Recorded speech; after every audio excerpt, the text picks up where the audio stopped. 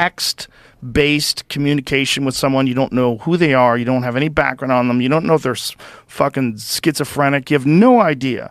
And yet you are investing your mind and your focus on these interactions that you're having with this person. And most likely, if you're in a dispute, you're trying to win this dispute. Yeah. So you're trying to find reasons why they're wrong, and you're getting anxiety, and you're involved in this little sort of debate / mental battle. It's like, fucking go outside. Go do something with your life. Like, social media is fucking dangerous, but it's not dangerous if you understand it. It's like if you have a cabinet filled with cookies and chips, it doesn't mean you're going to get fat.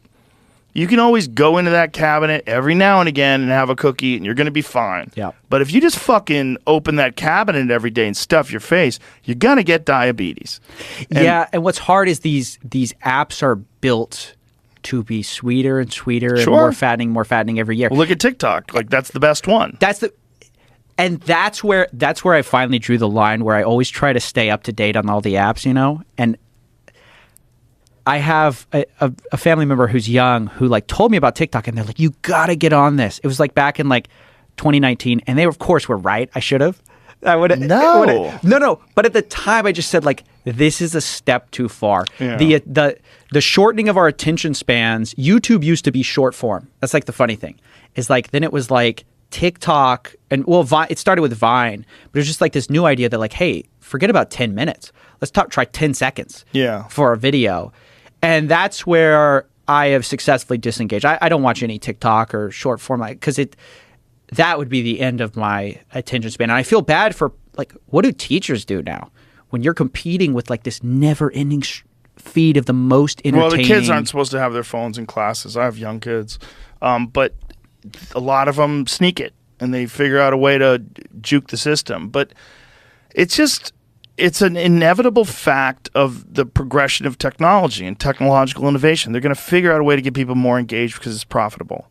And there's going to be a better app than TikTok in the future, a more addictive, more engaging app. You have to imagine, right? It's so funny to imagine now, because you're just like, how could you? But then we were thinking the same thing about YouTube. You're like, wow, this is great. Like, this is so, you can find anything, anywhere. And now YouTube is like, oh, they're like the responsible, you know, like educational company. I mean, you can learn a lot on YouTube. I've learned so much on YouTube. I love it.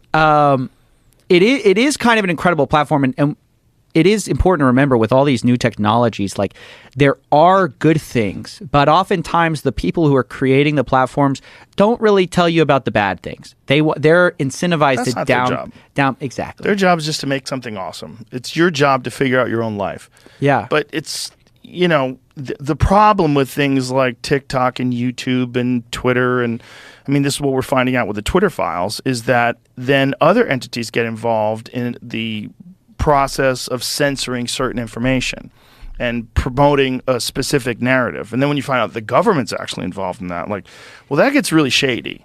Like, we need some sort of regulations and or laws to stop that from happening. Or you need someone like Elon Musk that comes along and actually fact checks the president.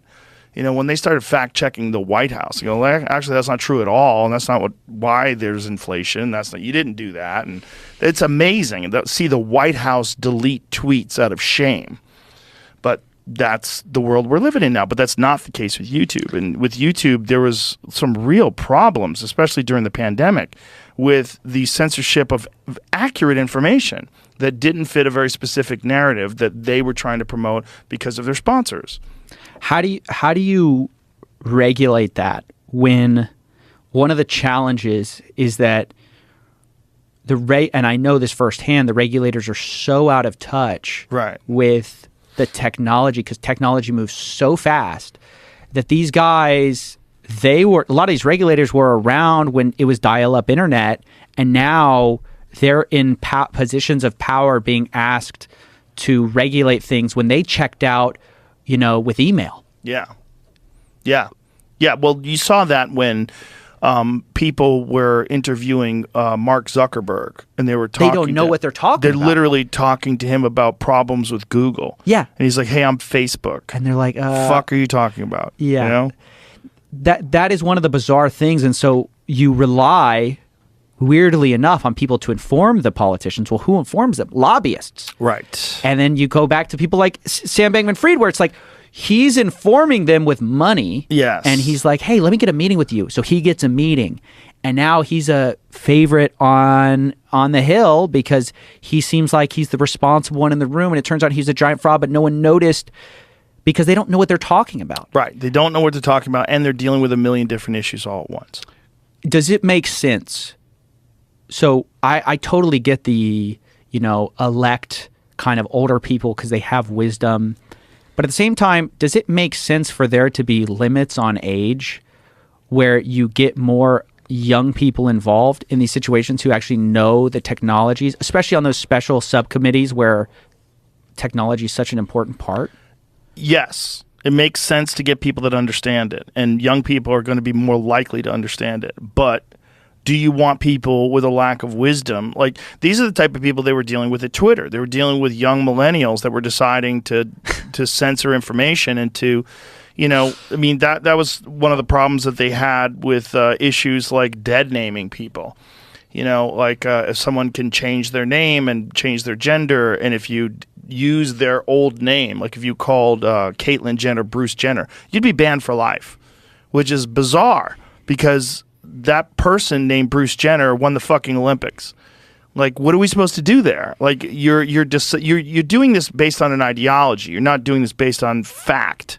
The actual fact is that person was born Bruce Jenner. Now, to be kind and respectable and to that person and refer to them in the gender that they want is nice. That's a good thing to do. But why is that problem something that gets you banned for life? But you can call someone a cunt and that's fine.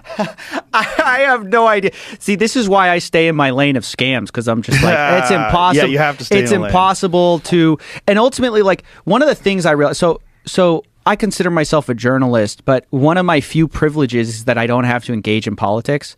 Yeah. And it is a privilege because I see people just lose their mind. Lose their mind. In this culture war, and it's like, Ugh.